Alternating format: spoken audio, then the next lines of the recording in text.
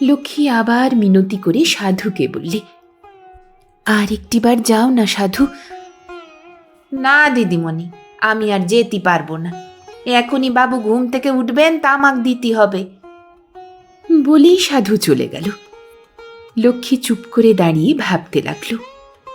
তারপর যেখানে নবীনের ভাত ঢাকা দেওয়া ছিল সেখানে গিয়ে মাটিতে হাতের ভর রেখে বসে পড়ল।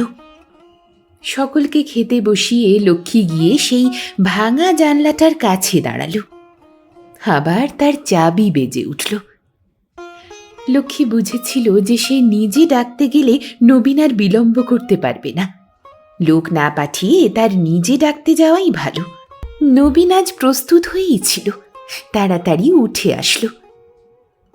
তারপর থেকে রোজই একটার ঘরের দিকে ঘড়ির কাঁটাটা যত ঝুঁকে, নবীনের মনটাও ততই চঞ্চল হয়ে সেই দুখানি পায়ের আবির্ভাবকে আহ্বান করতে থাকে।